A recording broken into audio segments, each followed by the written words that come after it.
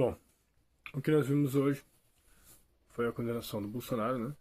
A 27 anos, cabe recurso, sim. sim. É, muitas vezes eu escrevi coisas criticando o Bolsonaro e falando que ele era, muitas vezes ele foi muito estúpido. Por que eu falava essas coisas? Não é porque eu não gostava do Bolsonaro, não é porque eu não acreditava na sua integridade, mas é porque ele não entende uma coisa básica: senso de proporção. Senso de proporção. Não há como tu jogar dentro das quatro linhas com quem joga fora das quatro linhas. Eu fiz um texto gigantesco há um tempo atrás, fiz um artigo mostrando que, na época, o Trump era presidente nos Estados Unidos e o Bolsonaro era presidente aqui. E os dois estavam com canivete lutando com pessoas que estavam com bazuca. Era simples assim. O Bolsonaro não entendia, ele não tinha entendido ainda qual era a frente de batalha que ele teria que ter. E ele começou errado, ele fez errado, ele cometeu muitos erros. As, as consequências dos erros estão aí. Ele errou porque foi um mandato de primeira viagem, ele ainda não entendia muito bem como é que funcionava dentro do esquema executivo, porque ele vinha do parlamento, onde ele agia sempre sozinho, tanto é que ele estava sempre sozinho.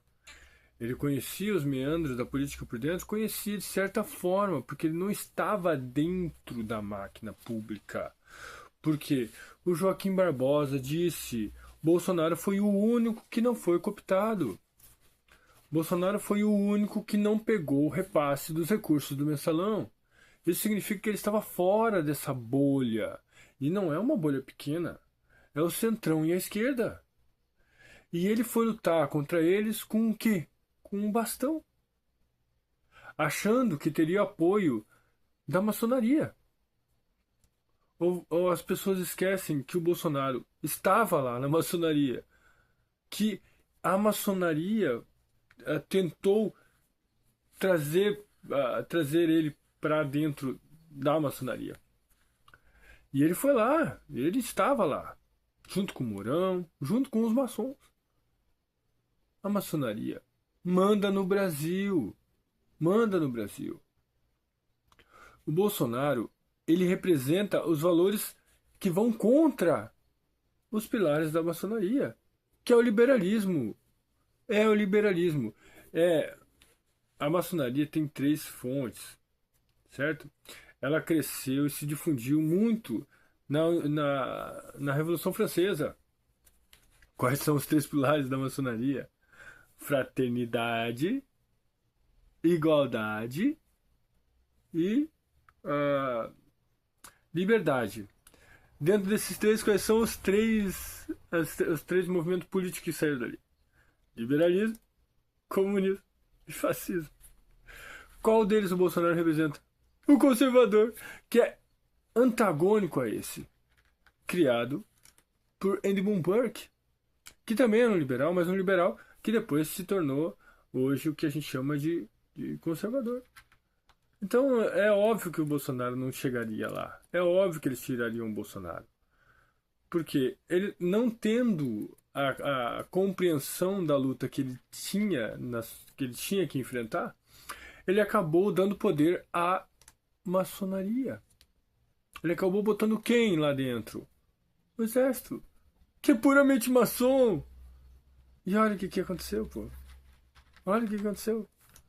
Talvez o Braga Neto e alguns aí até não saibam. Ou talvez saibam, mas não creram que a maçonaria faria tal movimento. Mas pelo amor de Deus, maçonaria se matam entre eles. Pelo amor de Deus. Vocês acham que eles usam os movimentos? Sempre usaram os movimentos, gente?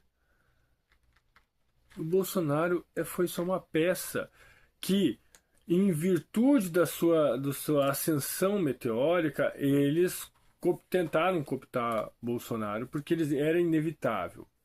Não conseguiram, porque perante a sua firmeza de caráter, o que aconteceu na pandemia demonstrou que ele tem uma personalidade forte e que ele não abre concessões para aquilo que ele crê.